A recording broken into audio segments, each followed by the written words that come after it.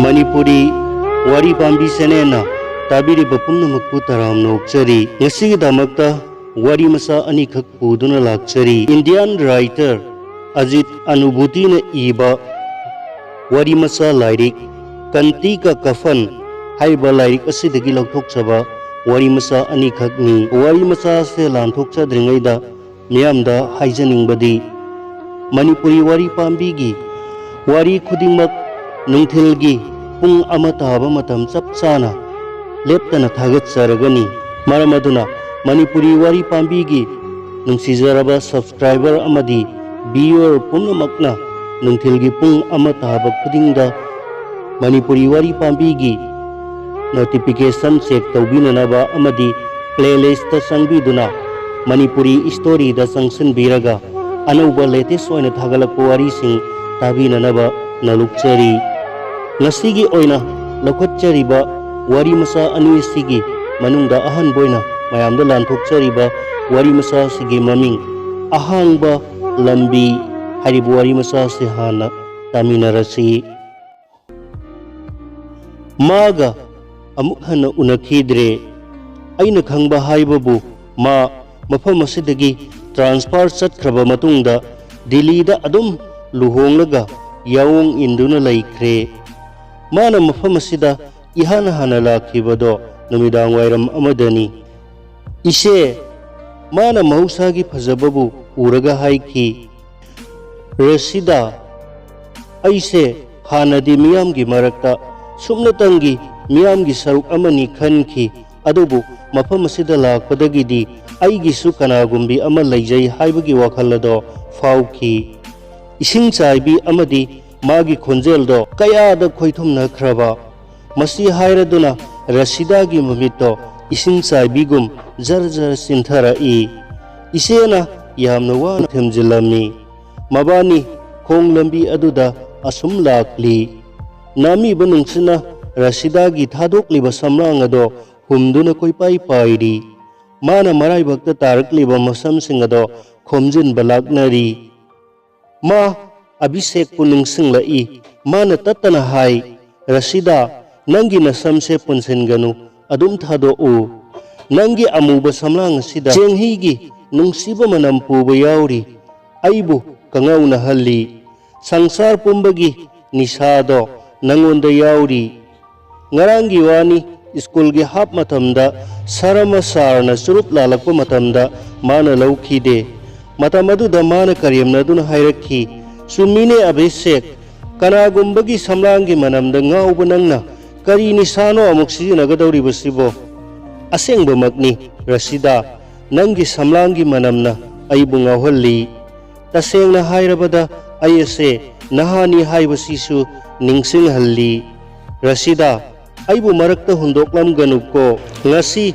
staff hostel hek yaubaga imada sithi ige khalle aikhoigi luhongbagi maramda ige ima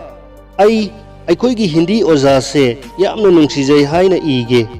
aikhoi thuna luhongba pami haige aduga wafam amana Rasida nangna aikhoigi yumda mau anaubi oina lakku matamda aigi isanupi amadi inau nupana makhoigi mayamba wang chauba abina apikpi singmi ningol ama puduna lakle haina laknagani mi sataba ahangba lambi aduda yangna thorakpa trakki khonjelda makhoi ani khangan handoknai ayukta attendance register da khuyek pibagi lukthabada mabanimak sab manarure aduga soibadagi amana amagi kolomda onana khuyek pirure matamaduda headmaster na hairai karino Rasida naming phauba kaurabro matamaduda kayadi ikai khiba mai lukthaduna class ta adum changle period apumba mihul ting hunduna lairi staff ki misingna kari khalamgani haibasida khanduna ta laire tapna mahairoi sing amadi oja singi marakta oja Rasidaga oja Abhishekka luhonga daure haibagi pauna umnin nille class 10 gi farewell da mahairoi singna makhoi ani gi nungsinabado mara chetnaba hanna yai papaujel pirami Abhishek to parikha loikhiba matung chawrakna numit 15 romdi hostel da lairami Matam aduda makhoi anigi thabakti sumtangi siya yengba adudagi hostel dagi thoroklaga mi sataba ahangba lambi aduda makhoi anitang khak satpa makhoi ani makhut samnaraduna kuina singyagi upal singi mafamda wari saduna leppa natraga awangba nungjawgi mathakta phamlaga tunggi punsigi wari saba numitudi nungsisu kana sitli loinana nongsu kana sutharakle makhoi anina nong thupna nabagi damak anakpada laiba chowkidar gi mayumda sensilli ingbana su loire chowkidar aduna phong saba salonduna pithakle abina purkhaudagi lupa yankai puthoktuna piraga makoigi sana na ba lairuna ba hai chowkidar aduna lairang ado mai phajana yangsillamlaga nakanda maifu yeptuna pung ani muktani hairamlaga chatkre mapanda nongsu khara suri ayingba nungsina imungda phausilakpada leirangi mayado maisaka amuk hena fagalakli leirangi maisa amadi amata oibagi wakhal asina makhoi anibu asuki matik naksinahankhre karamba matamda makhoi ani chowkidar adugi phamung yaukhibano khanghoudre matamse swaida sum lepkhrabagumle chowkidar aduna mapandagi thong kana thilakpada makhoi ani gyan tarai rasidana magi phibam aduda mathanatana ikai jare makhoi ani masabu loisin khomjin jare aduga abhishekna thong ado hangdok lure nakhoi tumlura malene aina thong ase kana thinbani sak lamlamlani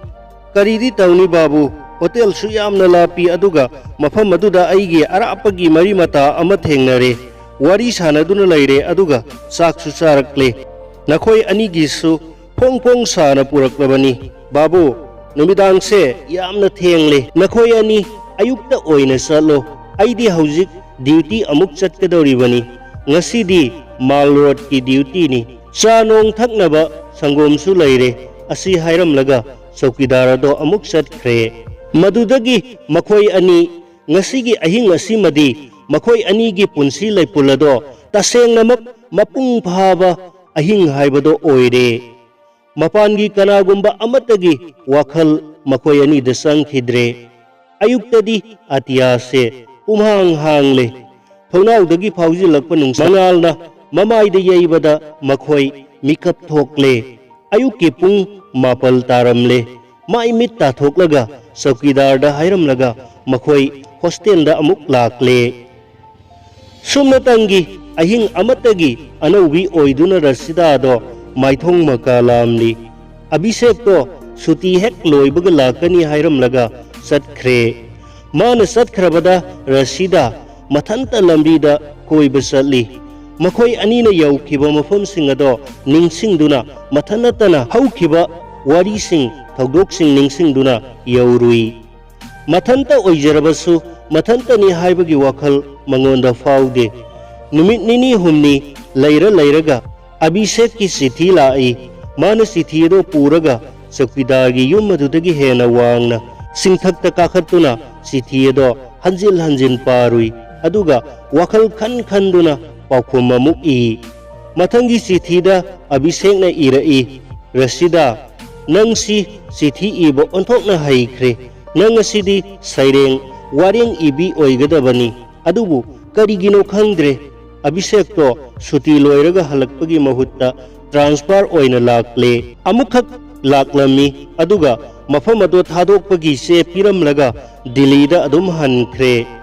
bus thapam phauba matung inarui adubu karamba sing karaga satkibano khangdre mahak chatkhre chithi fana iki pakhum amata lakte sahi anigi matungda luhongbagi seba wama rasidana fangle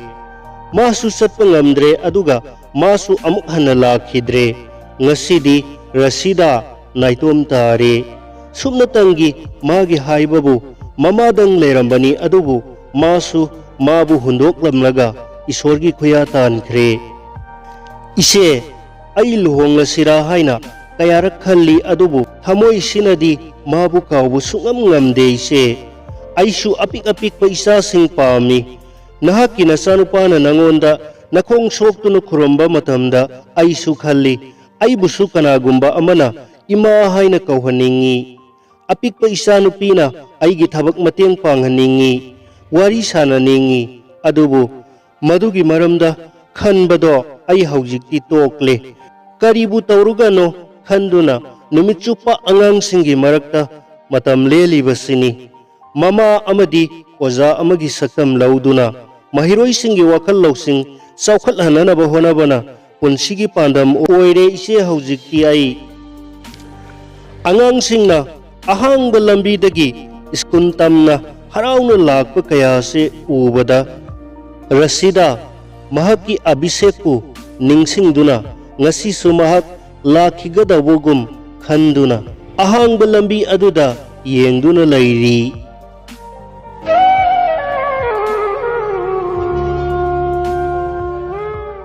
Hauze amuk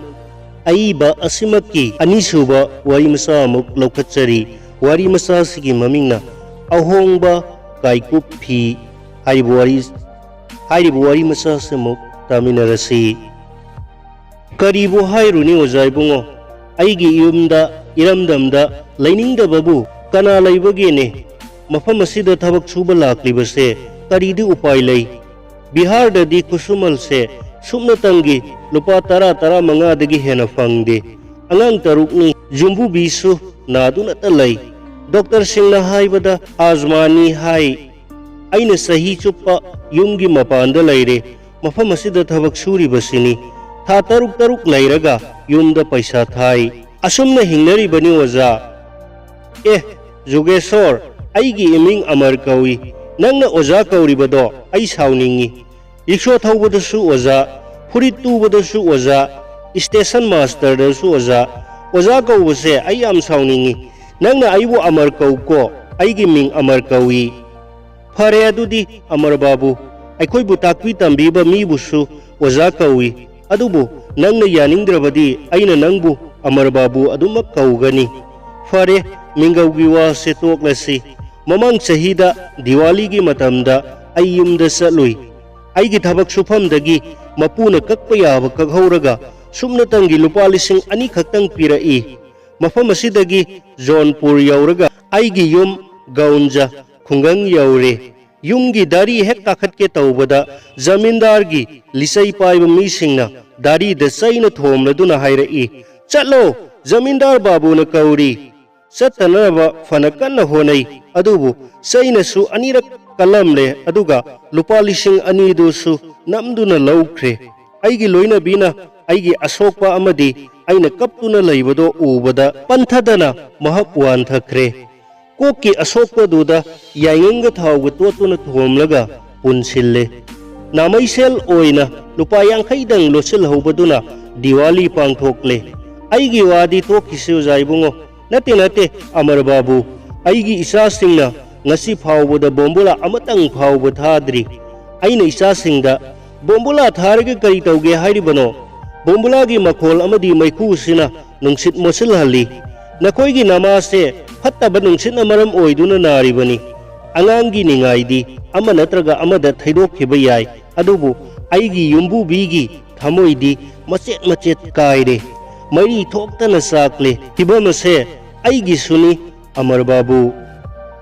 adubu Jogeshwar aina sum ubada nangse marak yu ka hena thai aigi kagi mapanda yamna langi matamaduda aina sauning basidi masigi Jogeshwar sina numit chuppa ma suba makhai suraga hakna marakta thaladuna hairai amar babu madugi sumaram lai karino haibada yumdagi sithi hek lakpaga irai bano sisu sausilakle mayum makai palhanana bahonaba yare yumda sanraba sulai silaktre harau kumai gi paisa khara tharau aigi laihaudo khara hanthare ngarangdi zamindar gi labukta chalui ramla bano amadi ai thabak surui maduna sara phawbudi hendre pumnamak phari aigi maramda pangkhal khallunu nangi nasanaru fanaba khara khallu masidadi ojaibungo haifam khangdana nungaite madudagi di ai yu thakchilaga awaba khara kauna na bahonabani अदुबो युथिबोंग से थकलुबदगिदी अवाबसे अमुक्का हेनगलहली थमोइनदी हाइबगुम तावी थउ थउ अदुबो युगी निसा हंथरकपा मतमददी इचासिंगी ई थकपगुम खल्ली लैंगाकना हाय अंगांग अनीदगी हेनगनु हौजिक्तदा वखल तारकले अवाटपना हेनजिलक्लबनिना lump भिक्षा तरा खक्तंग लैजबदुसु जमींदारदा बंदोप थंबदा ताखरे अदुगा अइगी युम्बुबीसु नाबा फबा कौबा लैते पैसा पुंबा मागी अना लायेंगदा चंखरे हौजिक्ति चंगजफम हाइबबु सुपनतंगी का अनीगी अपिकपा yum अमखक अदुगा अतैदी लैतबा लाइरबा अदुगा इसासिंगी तंगाई फदबसिंग अदुनी अमर बाबू नखोइदी लैंगाकी थबक तौबनीना करिसु वादे सोइदना तोलोप लाक्ली युमदा थागी तोलोप पुदुना चलबदी इतैमा इबेमना करिगी हरारोइदौरिबनो अइखोइना खंगी नंगदी अफबा मीनी युसु थक्ते दलाल अमनबसिदा अइखोइगुम्बा मीगा लैमिनरबसु यु थक्ते अइ तुमिना जोगेश्वरगी मरमदा वारी ताई ममांगी सहीदा अइगी खुंगंगदगी यामना लापना शहर असिदा ट्रांसफर लाकपनी खल्ली हंदकी सहीदा जोगेश्वरना खुंगंगदा चटपा मतमददी सोइदना नुंगाइना दिवाली पांगथोकपा ngamgani खन्ना खन्ना करंबा मतमदा तुमथखिबनो खंगदे अयुक्ता जोगेश्वरना थोंग थिलकपदगी मिकप थोकले गाड़ी येंगुबदा अयुक्की पुंग 9 तारमले ngasi स्कूल यौबदा खरा थेंगलनी स्कूल चटनबा थौरांग तौरे करीमता चाब थकपा तौदना थोके तौरक्पा मतम मदुदा जुगेश्वरना किरुप किरुप तौदुना हाइरई ओजा अमर बाबू अइदी युमसे दिवाली दा ओइना चटके तौरंबनी अदुबु युम्बुना ngasi अयुक पाव से पिरकपनी